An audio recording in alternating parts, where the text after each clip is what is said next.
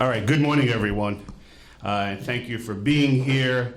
I'd like to thank our DOI Commissioner, Margaret Garnett, and her staff for also joining us today. DOI did a tremendous job in this public integrity and corruption investigation. So today we're here to announce the indictment of 9 contractors who are charged with bribing NYCHA superintendents at Brooklyn housing developments. In exchange for these supers to award them a small procurement contract that allowed the contractors to do minor repairs at these NYCHA housing complexes, they were given, basically cash kickbacks, sometimes gift cards, and on a couple occasions, some bottles of whiskey. We believe that this corruption unfortunately goes beyond the 9 people charged today. So we wanted to have this press conference to send a very clear message to anyone who would think about engaging in corruption and fraud, that DOI is watching. They will investigate any allegations of corruption. This office stands ready to be partners with them, to prosecute, and to hold those accountable who will dare take a bribe. I'm going to give you a little bit of background. It's not a very complicated case. The investigation is actually pretty clear cut, and the payoffs are pretty brazen. Because of great work by DOI, a number of the bribery offers had been caught on video. We're just going to give you a quick sampling of 3 cases so you can see for yourself how these bribes were offered. A little bit of a background on this NYCHA housing and how these kickback schemes work. As you know, on large contracts, vendors and contractors who work with NYCHA have to go through a bidding process. Those bids, they receive multiple bids, and ultimately a vendor is selected to do the work.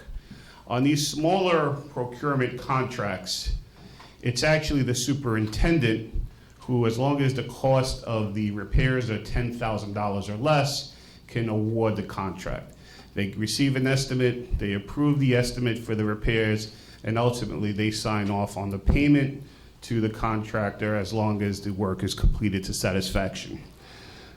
Now, this makes a lot of sense in the operational sense. We all know of all of the conditions that exist in NYCHA houses, and there's, very immediate needs that have to be done. A long bidding process may not make sense for very minor repairs, hanging up a closet door, repairing a window, some of the work that has to be done on the facilities. However, this process without bidding and letting the superintendent by themselves decide who's going to get these contracts is a conduit to fraud and corruption. And in this case, we've seen bribes. Luckily, and I think this is an important piece, there are many hardworking superintendents who are honest, have integrity, and will do the right thing. And quite frankly, DOI was alerted by such a person who said they were offered a bribe. I'm not going to get into the details of that. I'll let the commissioner speak to it. But that launched DOI's investigation. And in 2019, DOI learned of a number of other bad actors, contractors who were offering bribes.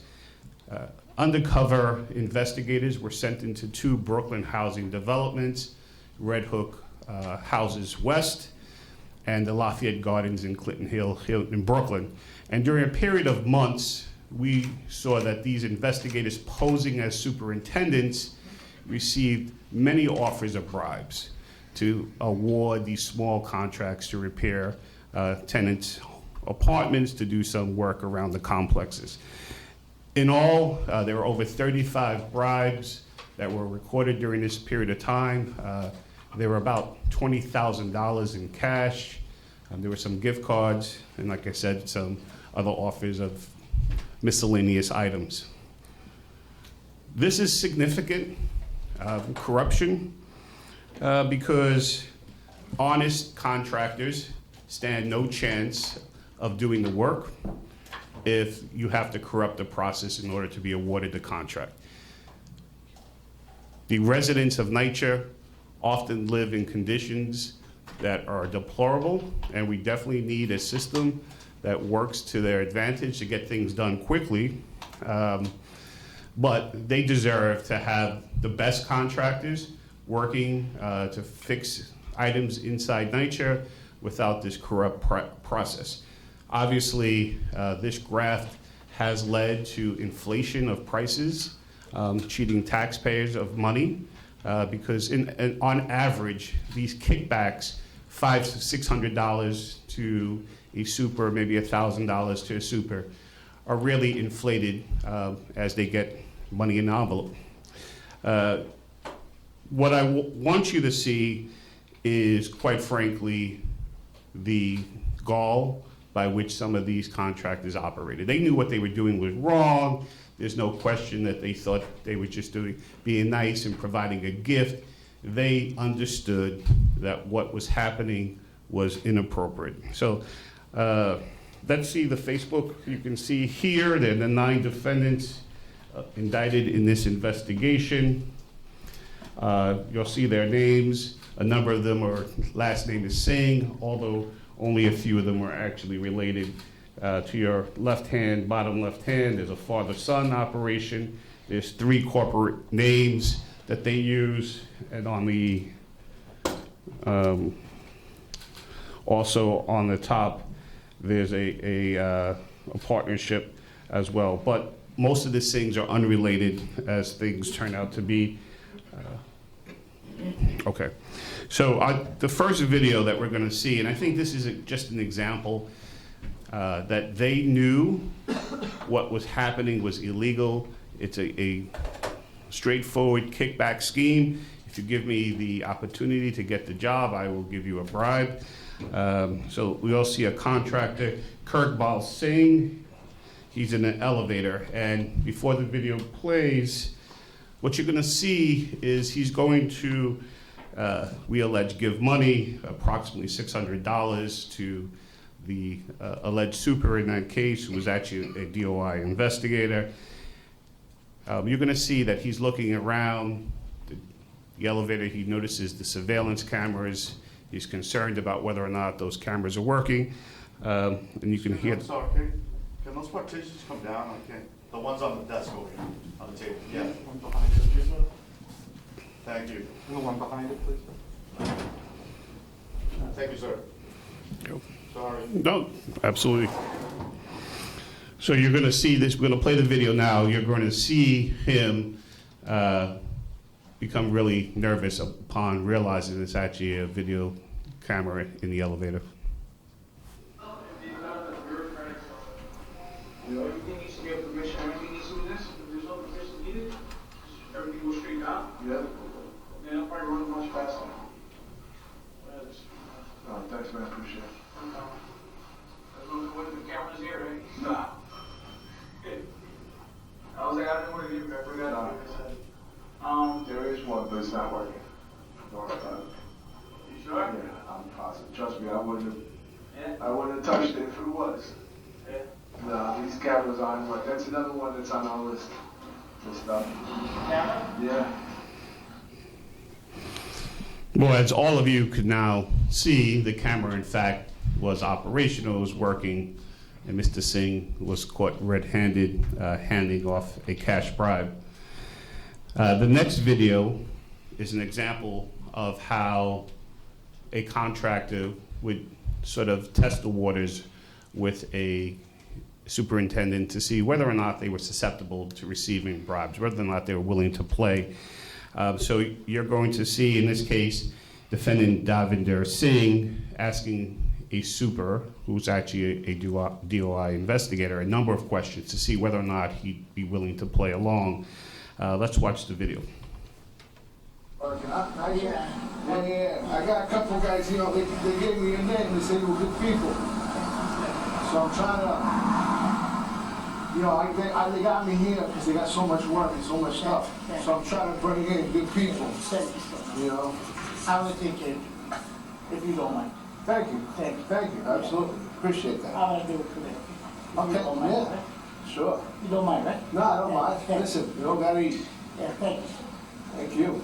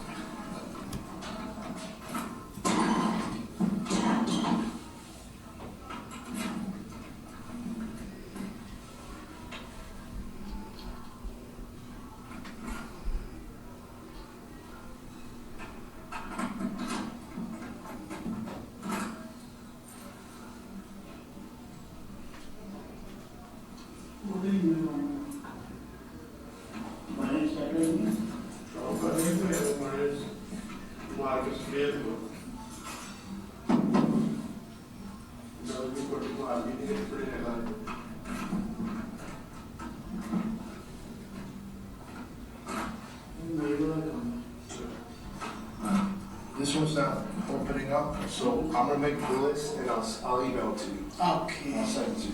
Okay. All right, I'll make a list of what we need. Okay? Huh? Thank you. I appreciate it. Now, in that video, we allege that what was sent over was $1,000. And here, you saw that the super couldn't open the apartment, but the work was scheduled to be done, and then you heard there was going to be additional work that has to get done. So this is just, straightforward graft. It doesn't get any simpler than that.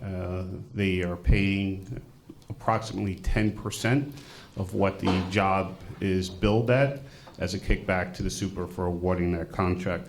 We'll see one more video. In this case is a defendant named Sharanjit Singh, and he's talking about a gift card, that he's going to provide a $500 gift card for work that he's about to start. I think what's interesting about this is he is also very conscious of whether or not there's anyone paying attention to the payments being made. Listen, I bought her one gift card. I put in the $500 for you inside. Okay. But I got at home. Okay. If you want, I can buy another one. Yeah. Nah, just bring it to me next when you start. Okay. Listen. Yeah. Okay. Now, when you start, we're good. Let's get done, and we got the, Yes. What is that? Yeah. I will send you by email, right? Whatever you want to do. You want to give it to me now, you want to send it to me? Send it to me, that's fine. Yeah, you can do it. Send you know. I will print nice and get it to you. Okay, I just wanted to, I know it's a small job, I just wanted to keep you guys up. Yeah, so I just wanted to give you. So what these videos purport to show, to me, is the strength of the evidence in this case. DOI did an excellent job in documenting this so that the prosecution can use this evidence in court. It's a lengthy investigation. I should remind everyone that this investigation took place during COVID, the height of COVID, and the investigators continued to work. Like I said, there were in excess of 35 bribes offered for approximately $20,000. It involved multiple locations, including locations in Queens County.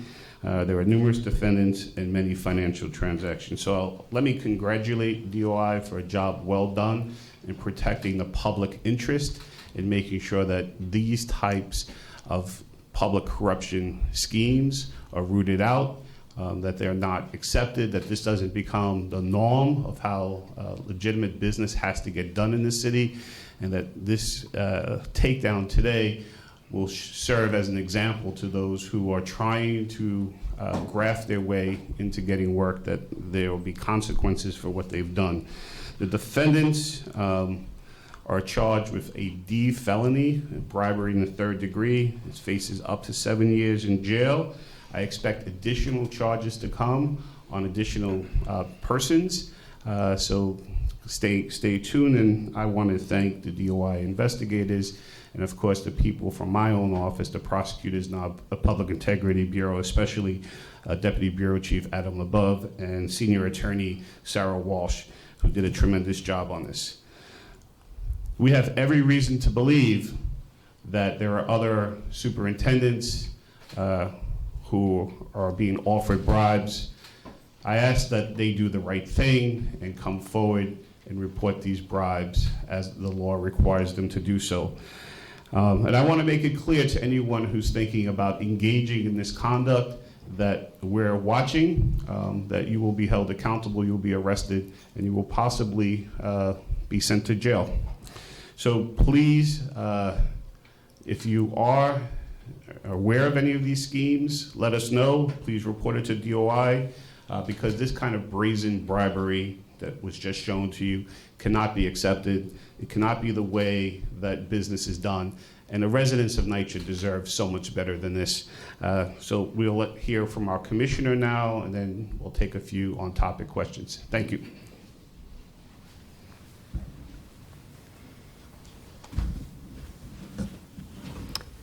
Thank you, DA Gonzalez, and thank you to your team of dedicated prosecutors who worked so closely with us on this successful investigation.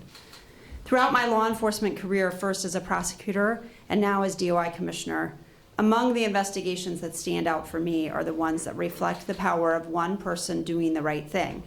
And this is one of those investigations.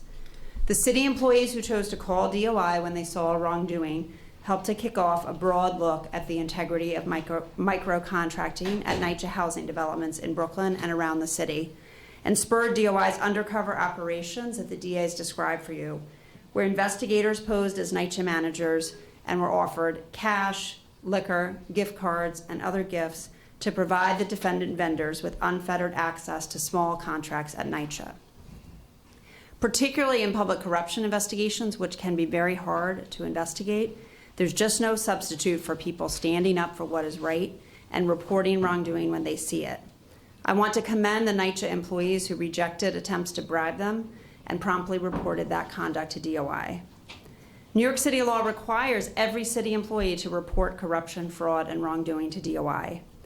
A New York City employee cannot just stand by silently while others commit corruption. It's not enough to just refuse to participate in it yourself. They must report it. This investigation shows the power of that mandate and how city employees are among our first and best defenses against corruption. This investigation focused on the pernicious influence of bribery on NYCHA's small procurement contracting system. This program has a laudable goal to give development superintendents the flexibility to get small repairs made quickly without a complex bidding and procurement process. The intent is to improve NYCHA residents' quality of life and give them the same responsive and speedy service that a tenant in a privately owned building would expect. However, the program as it was operating was highly vulnerable to fraud and corruption, as this investigation shows.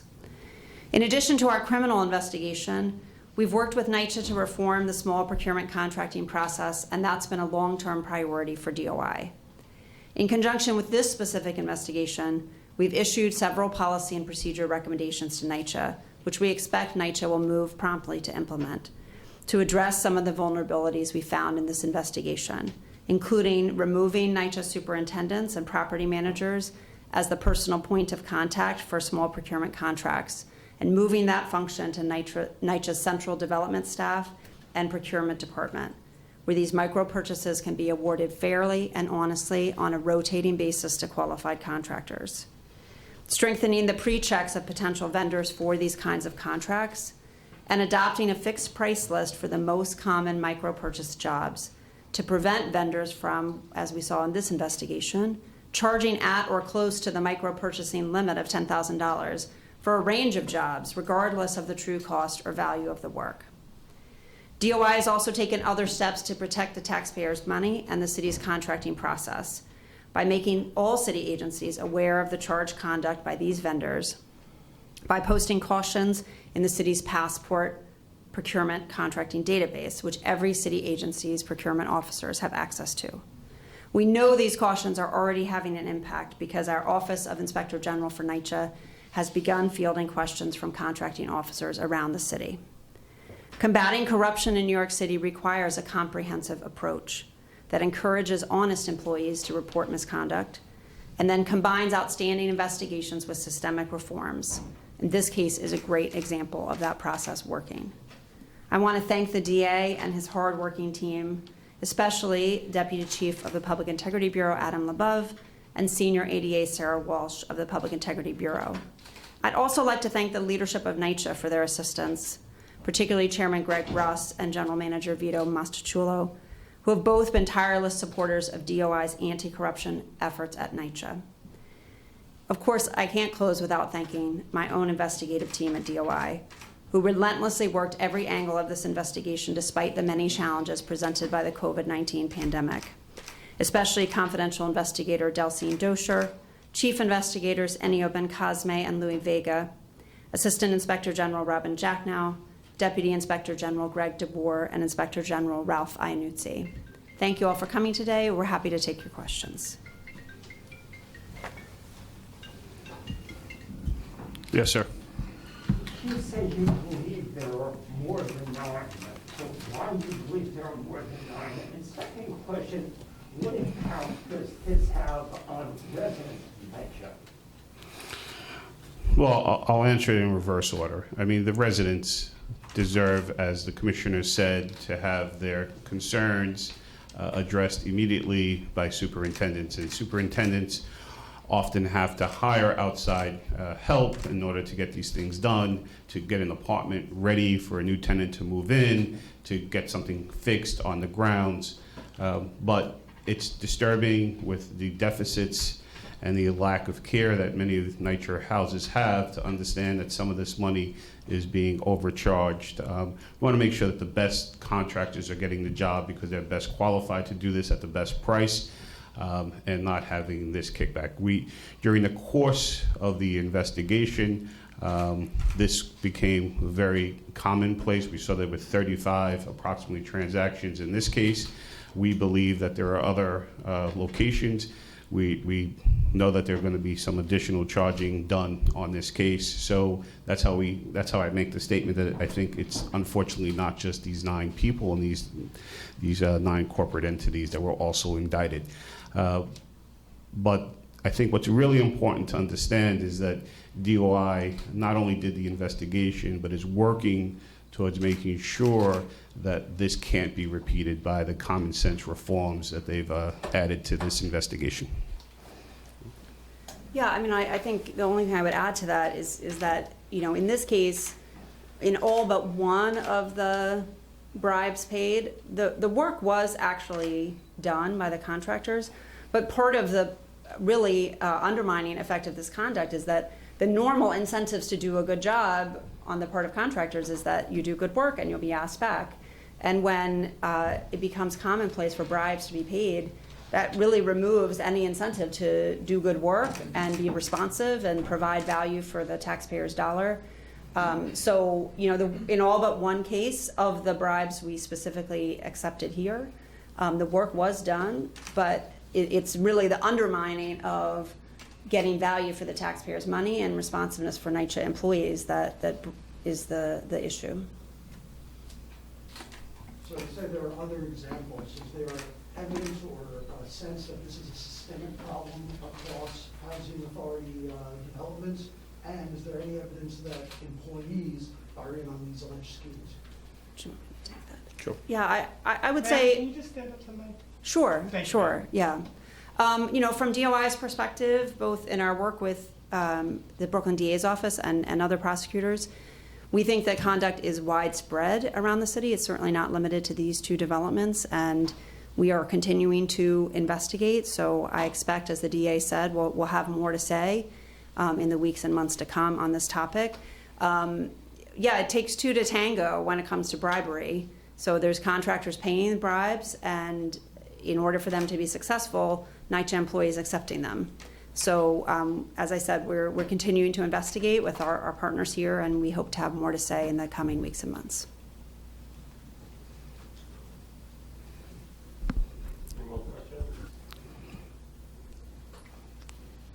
In terms of the one NYCHA employee who stepped forward, anything you can tell us about that employee and what made him or her step forward and what role she played? They were doing the right thing, and during the course of our investigation, we believe there were a lot of honest and hardworking NYCHA employees, not just one. All right, everyone, thank you.